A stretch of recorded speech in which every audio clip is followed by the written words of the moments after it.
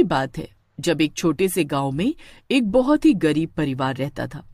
उस परिवार में रामशरण, उसकी पत्नी सुजाता और उनका 8 साल का बेटा रोहित रहते थे। एक दिन रोहित बड़े ही मजे से अपने माँ बाबा के साथ बाजार में घूम रहा था।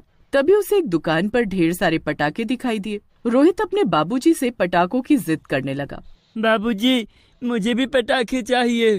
अरे बेटा, मेरे पास इतने पैसे नहीं हैं।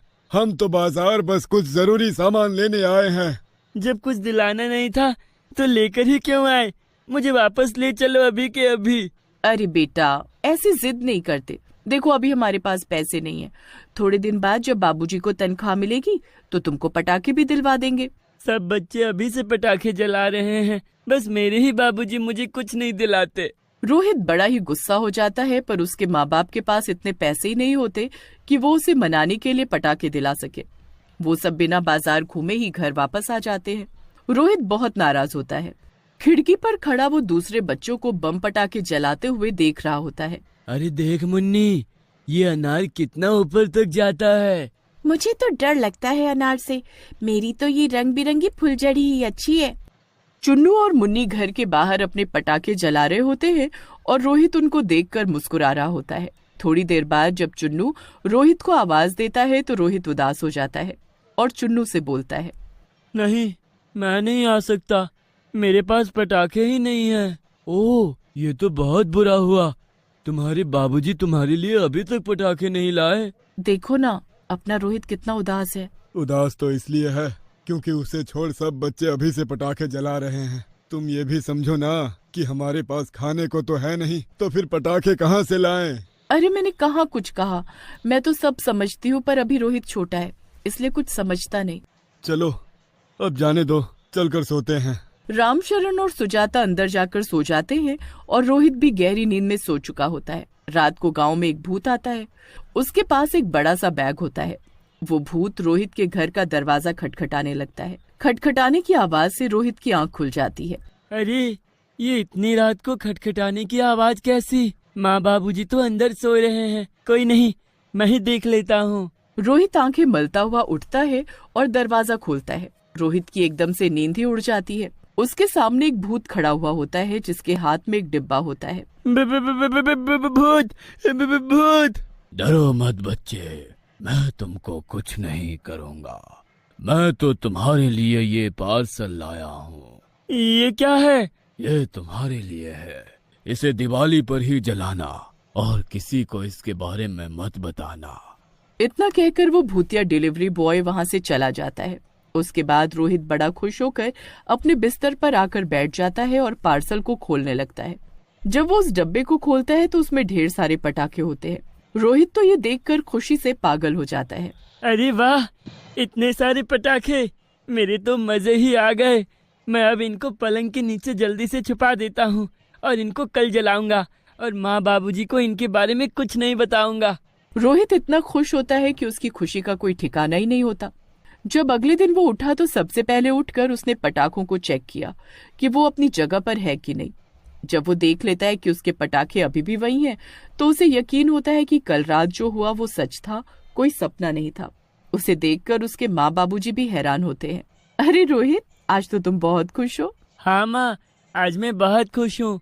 तो अपनी खुशी का राज हमको भी बताओ। वो कल रात मुझे बहुत अच्छा सपना आया था। मैं बस इसीलिए खुश हूँ। अजीब बात है, बस सपने से तुम इतना खुश हो।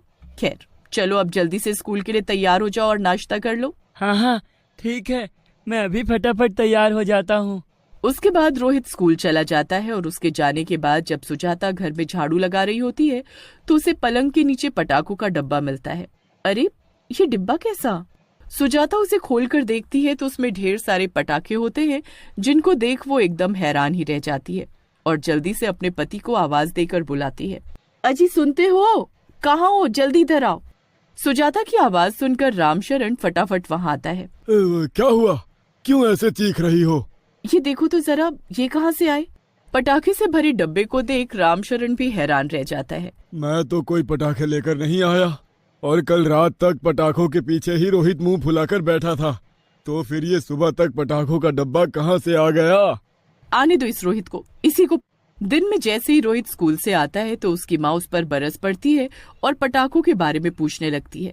तेरे पास पटाखे कहाँ से आ गए ये बता। हमने तो तुझे कल कोई पटाखे नहीं दिलाए थे, तो रातों रात कौन तुझे पटाखे दे गया। अब रोहित उसी भूतिया डिलीवरी बॉय के बारे में सोचने लगता है जो उसे पटाखे देकर गया था, पर उसको उस भूत की वो बात याद आ जाती है कि किसी को उसके बारे में नहीं बताना। सुजाता पटाखों का डब्बा घर के बाहर रखती है और उसमें आग लगाने लगती है कि तभी रोहित बोल पड़ता है। अच्छा माँ, मैं सब बताता हूँ, पर आप ये बात किसी को मत बताना। ठीक है, जल्दी बोल। कल आधी रात में पटाखे सप्लाई करने वाला भूतिया डिलीवरी बॉय आया था। आधी रात में वो दरवाजा पीट रहा था। आप और बाबूजी गहरी नींद में थे, इसलिए मैंने ही जाकर दरवाजा खोल दिए और सामने वो भूत ये डब्बा लेकर खड़ा था। उसने मुझसे कुछ भी नहीं कहा और बस ये डब्बा देकर चला गया। सुजाता को तो रोहित की बातों पर यकीन ही नहीं हो रहा होता और उसे लगता है कि रोहित वो पटाखे कहीं से चुरा कर लाए है। रात को उसके बाबूजी से भी डांट पड़ती है। रोहित वहाँ से चला जाता है। इस भूत की वजह से मैं कितना फंस गया। अगर ये दूसरे बच्चों को भी पटाखों के पार्सल दे रहा है तो ये आज रात भी जरूर आएगा। बस फिर रोहित रात को जागकर खिड़की के बाहर झांकने लगता है।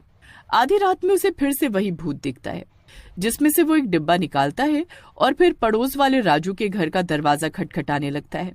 थोड़ी देर बाद दरवाजे पर राजू आता है और वो भी भूत को देखकर बहुत डर जाता है। अरे बच्चे, डरो मत मुझसे। मैं तुमको यहाँ डराने या मारने नहीं आया हूँ। मरने से पहले मैं एक डिलीवरी बॉय था और लोगों को पार्सल देता था, और मरने के बाद आज भी मैं यही करता हूँ। लोगों को उनकी जरूरत के हिसाब से पार्सल देता हूँ। ओह अच्छा, अब मैं ये सारे पटाखे लेकर उनको दिखाऊंगा और तुम्हारे बारे में उनको बताऊंगा। अरे नहीं नहीं, ऐसा बिल्कुल मत करना। ये पटाखे तुम छुपा कर रखना और दिवाली वाले दिन ही जलाना। रोहित खिड़की से भूत और राजू को बातें करते देखता रहता है और फिर जल्दी से जाकर अपने माँ बाप को उठाता है। रामचरण और सुजाता रोहित की बात मानकर देखने जाते हैं। रोहित तभी खिड़की से उनको उस भूतिया डिलीवरी बॉय को दिखाता है। दोनों उस भूत को देख एकदम हक्के बक्के रह जाते हैं।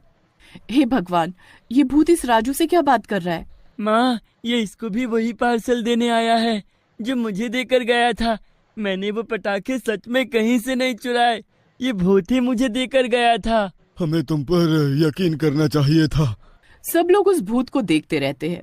थोड़ी ही देर में वो भूत राजू को पार्सल देकर वहाँ से निकल जाता है। अब अगले दिन सुबह उठते ही रामशरण और सुजाता राजू के घर जाते हैं और उसके माँ बाबूजी को बुलाकर सारी बात बताते हैं। यह तुम क्या बोल रहे हो?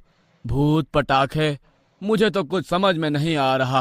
राजू, अपने माँ बाबूजी को उस भूत के बारे में सच सच बताओ जो रात को तुमको पटाखों का डब्बा देकर गया है। राजू ये सुनकर डर जाता है, पर काफी पूछने पर वो सब सच सच बता देता है। अब राजू और रोहित के माता पिता एक एक करके सबके घरों में जाकर